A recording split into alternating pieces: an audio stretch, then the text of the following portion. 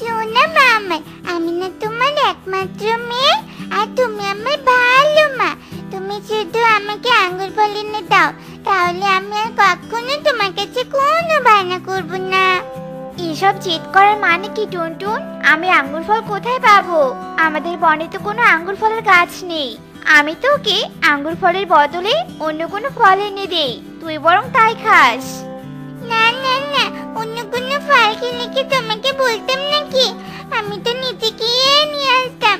আমাকে আঙ্গুর ফল এনে দাও না মা, দাও।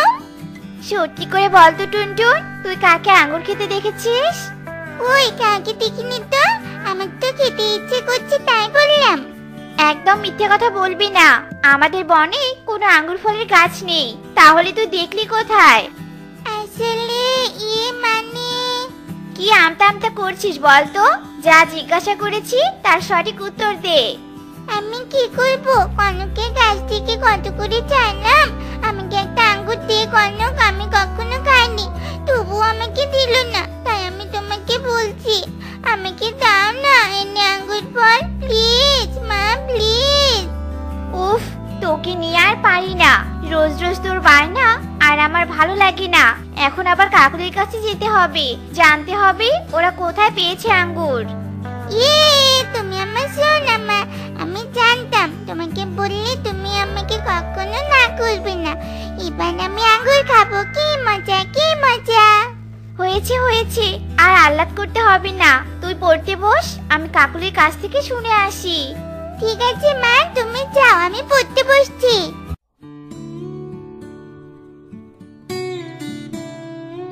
এই খাবার সময় আবার কে এলো? দরজা খোলো না মা, যদি কেউ এসে আমার খাবারগুলো চায়। চাইলে দিব নাকি? হ্যাঁ, দরজা খুলে দেখি, যদি তোর বাবা আসে খাবার নিয়ে। দরজা না খুললে আবার রাগারাগি করবে।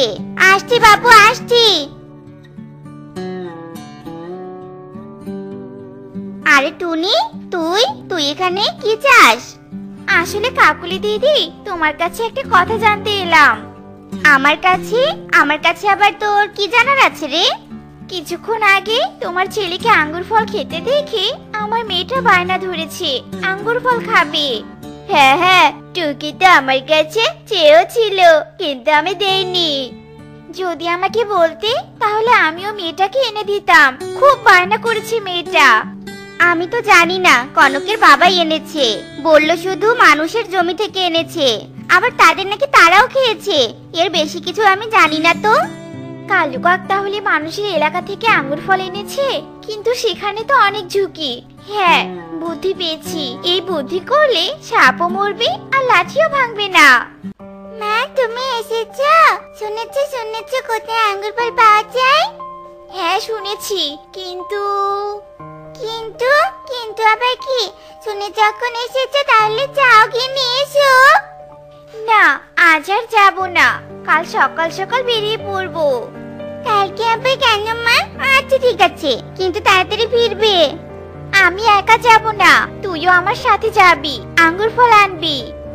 মা আমি কেন যাব মা? তুমি যাও, আর আমার জন্য অনেকগুলো আঙ্গুর ফল নিয়ে এসো। তুই আঙ্গুর খেতে চেয়েছিস, তাই তুই আমার সাথে গিয়ে আঙ্গুর খেয়ে আসবি। আমি কি আবার যেতে হবে? আচ্ছা বেশ, যাবো, সকালবেলা ডেকে দিও। মা, ও মা, আর কত দূর বলো তো? সেই সকাল থেকে উড়িয়ে যাচ্ছি। আমার তো খুব খিদেও পেয়েছে, আর কতক্ষণ উড়বো? তোকে তো আগেই বলেছি আঙ্গুর ফল আমাদের বনে পাওয়া যায় না, বনের বাইরে যেতে হবে। বনের বাইরে? সে তো অনেক দূরে, আমাদের বন যে অনেক বড়। তা তো বড়ই, আঙ্গুর ফল খাবি আর একটু কষ্ট করবি না, তা কি হয় বল? এখন কথা না বলে চুপচাপ উড়তে থাক, মনোযোগ দিয়ে উড়লে তাড়াতাড়ি পৌঁছে যাবো। মা ওই দেখো, আমরা এসে গেছি। ওই ফলগুলো কনকে খেতে দেখেছিলাম মা। আমি এবার আঙ্গুর ফল খাবো, কি মজা, কি মজা। হয়েছে, এবার থাম তো, অনেকক্ষণ উড়েছিস, এবার একটু বিশ্রাম করে তারপর আঙ্গুর খাস। না না, আমাকে বিশ্রাম করতে হবে না, আঙ্গুর ফল দেখে আমার সব ক্লান্তি চলে গেছে। চলো মা, আমরা এখন নিচে যাই, ওই গাছের ডালে বসে আঙ্গুর ফল খেতে অনেক ভালো লাগবে মা। আমার যে খুব লোভ হচ্ছে মা, চলো চলো। বেশি লোভ ভালো নয় টুনটুন, তুই যা আঙ্গুর ফল খা। আমি এখান থেকে দেখছি কেউ আসে কিনা, তোকে যখন বলবো তখন চলে আসবি। আচ্ছা ঠিক আছে, তুমি এখানে থাকো, আমি মন ভরে আঙ্গুর ফল খেয়ে আসি। ওয়াও, কত আঙ্গুর এখানে, যেদিকে তাকাই সেদিকে আঙ্গুর। আমার মনে হচ্ছে আমি আঙ্গুরের রাজ্যে আছি। আমি একটু বাগানটা ঘুরে দেখি, তারপর বেছে বেছে ভালো আঙ্গুরগুলো খাবো। মেয়েটাকে একটা শিক্ষা দিতে হবে, নইলে সে বুঝবে না অন্যের জিনিস দেখে কখনোই লোভ করতে নেই, আর নিজের সাধ্যের মধ্যেই সব পূরণ করতে হয়। আর একটু সময় যাক। এই যে আবার ঘুমাচ্ছে, বলি তোমার মাথায় কি কোনো বুদ্ধি শুদ্ধি কোনোদিনও হবে না নাকি? হ্যাঁ, আঙ্গুর বাগানটা রেখে মনের সুখে ঘুমাচ্ছে, সব আঙ্গুর তো পশু পাখি খেয়ে ফেলবে। এই তুমি উঠবে না নাকি জল ঢালবো? কে কে কে কে আমার আঙ্গুর খায় রে? হুশ হুশ হুশ। আমি তোমার মিষ্টি মিষ্টি আঙ্গুরগুলো বসে বসে খাচ্ছি। ও বউ, তুমি? তা তুমি আঙ্গুর খেতেই পারো, সব তো তোমারই। এই একদম ঢং করবে না, আঙ্গুরগুলো পাকতে শুরু করেছে।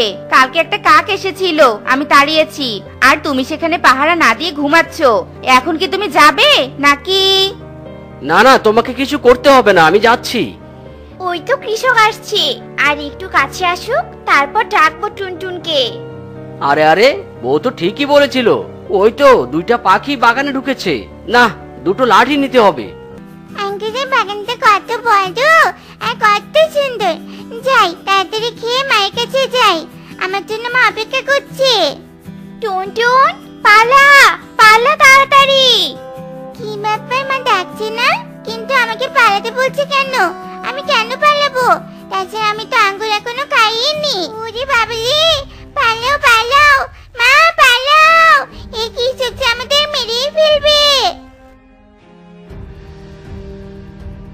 দাঁড়া দাঁড়া বলছি, আমার বাগানের আঙ্গুর খাওয়া দাঁড়া, আজ তোদের দুটোকেই খাঁচাই পড়বো।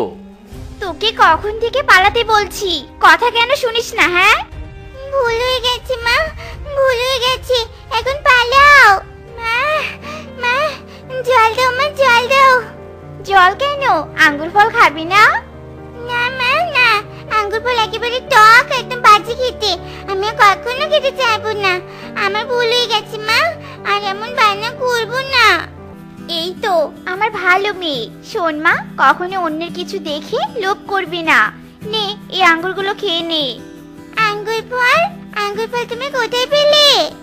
নিয়েছিলাম, তোর জন্য আগেই নিয়েছিলাম। তুমি আমার খুব ভালো মা।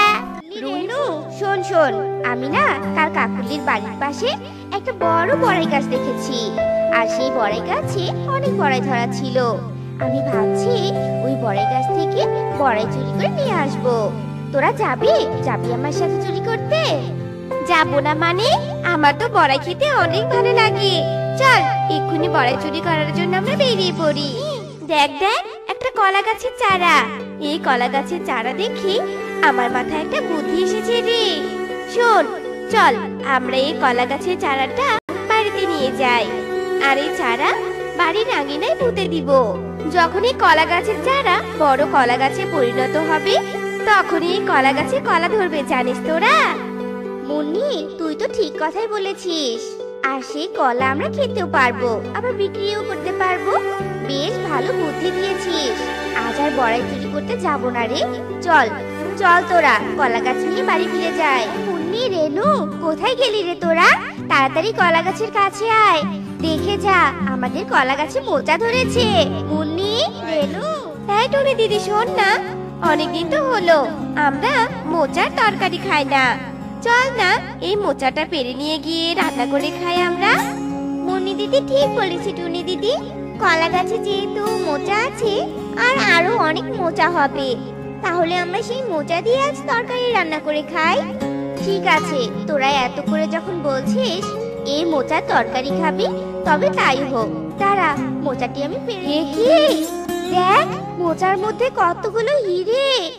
এ মা, এ তো দেখছি জাদুর মোচা। হায় হায়, এত হিরে! চুপ দিদি চুপ, এত জোরে জোরে হিরের কথা বলিস না, সবাই শুনে ফেলবে তো নাকি?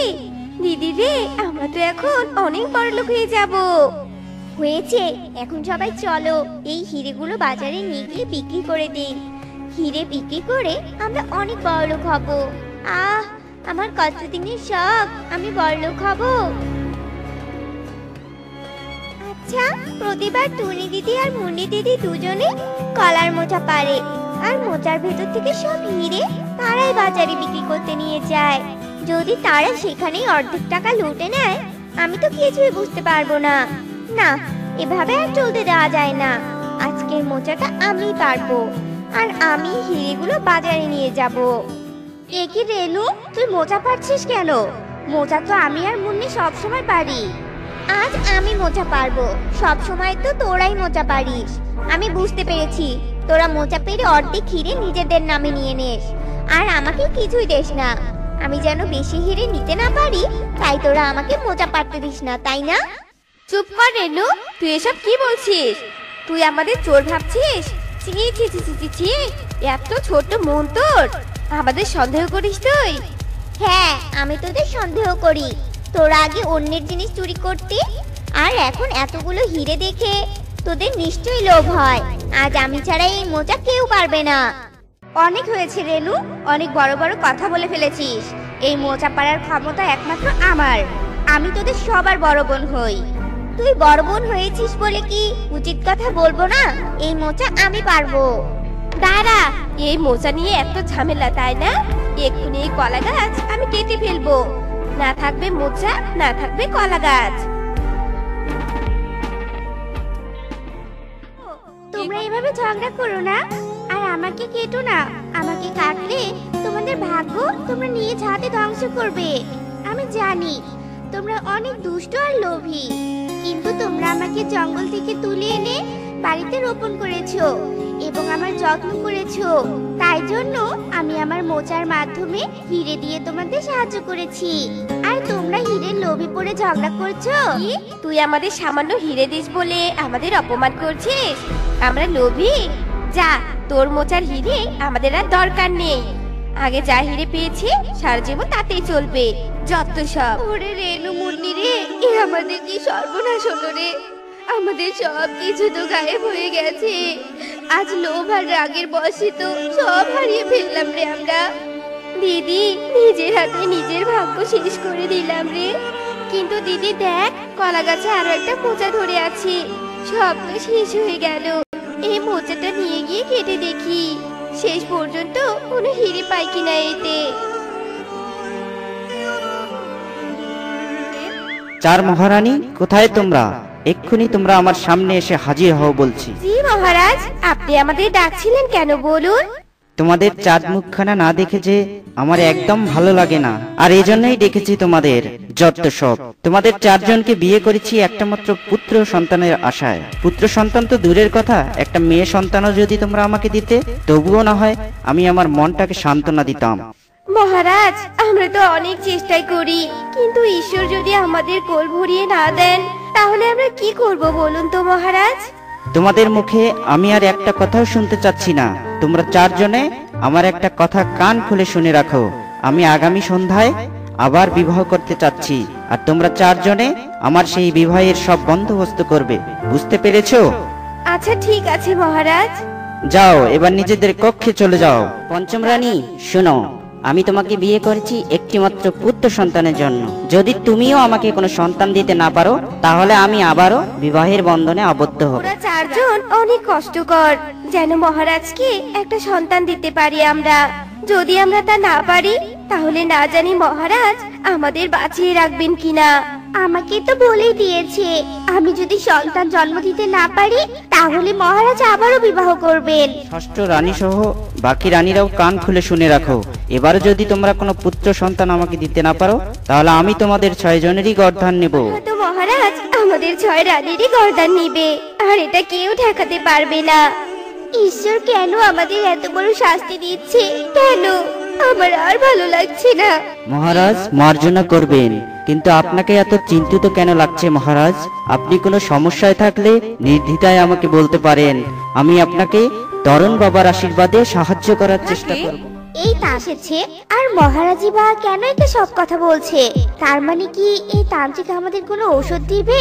দেখি তো আগে লুকিয়ে লুকিয়ে। মহারাজ, আপনি যদি কিছু মনে না করেন, এই রোগের ঔষধ আমার জানা আছে। বলুন বাবা, কি সেই ঔষধ? আমি এক্ষুনি তা এনে মহারানীদের খাওয়াবো। মহারাজ, আপনি যদি আপনার 5 রানীকে হত্যা করে সেই 5 রানীর দেহ থেকে কলিজা বের করতে পারেন আর সেই কলিজা আমার হাতে তুলে দিতে পারেন, এরপর আমি আমার তন্ত্র মন্ত্র দিয়ে সেই কলিজাগুলোকে ওষুধ বানিয়ে দেব। আর সেই ঔষধ আপনার 6ষ্ঠ রানীকে খাওয়াতে হবে, তবেই আপনার 6ষ্ঠ রানী একটি পুত্র সন্তানের জন্ম দিতে পারবে। ঠিক আছে বাবা, 5 রানীর বিনিময়ে যদি আমার বংশধর আসে আমি তাতেই রাজি। আমি জল্লাদকে দিয়ে আজই ওদের হত্যা করব। মহারাজ এত নিচে নামতে পারেন, তা তো আমি কল্পনাও করতে পারছি না। আর 5 দিদির কলিজা আমাকে খেতে হবে? না না, এটা কখনো হয় না। দিদিরা, চলো চলো আমরা এক্ষুনি প্রাসাদ থেকে বেরিয়ে যাই। এখানে থাকলে আজকেই তোমাদের সবার শেষ দিন হবে। ঠিক আছে, চলো সবাই। তোমরা এভাবে কাঁদছো কেন? কি হয়েছে তোমাদের? প্রণাম গাছমাতা, আমরা 6 জন এক হতভাগিনী। ওই তান্ত্রিক কোনো ভালো তান্ত্রিক নয়, ওর পাখিদের কলিজার প্রয়োজন, তাই সে মহারাজকে কাজে লাগিয়েছে। এখন শোনো তোমরা, তোমাদের কোনো সমস্যা নেই। আমি দৈব শক্তিতে দেখতে পাচ্ছি মহারাজের পুষ্টিতে কিছু সমস্যা আছে। আমি তোমাদের একটা ঔষধ দিচ্ছি, এটা যদি তোমরা মহারাজকে খাওয়াতে পারো তবেই তোমরা সন্তান জন্ম দিতে সক্ষম হবে। ছোট, তুই এই ওষুধটা নিয়ে প্রাসাদে ফিরে যা আর কোনোভাবে মহারাজকে ওষুধটা খাইয়ে দে। আমরা ততদিন এই গাছের নিচেই থাকবো, কারণ আমরা যদি মহারাজের সামনে যাই তাহলে আমাদের যে গর্দান নিবে রে। মহারাজ, আপনার তো আহারের সময় হয়ে এসেছে, আপনাকে খাবার দেই? আমি এখন খাবো না, আগে বলো 5 রানীরা কোথায়? আসলে মহারাজ, তাদের শরীরটা তেমন ভালো নয় তো, তাই ওনারা বাবার বাড়িতে গেছেন। কাল সকালে ফিরে আসবে বলেছে। এবার একটু মাথা ঠান্ডা করে খেতে চলুন তো মহারাজ। রানী, আমি যে আজ কত খুশি হয়েছি তা তোমাকে বলে বুঝাতে পারবো না। মহারাজ, আপনাকে একটা কথা বলার ছিল। একটা নয়, তুমি আজ আমাকে 1000টা কথা বলতে পারো, আমি তোমার সব কথা শুনতে রাজি। ওই তান্ত্রিকের এত বড় সাহস, ওকে আমি গর্দান দেব। আর 5 রানী কোথায়? ওদের এক্ষুনি প্রাসাদে ফিরিয়ে আনো। তাহলে চলুন মহারাজ, দুজনে মিলে ওদেরকে ফিরিয়ে আনি।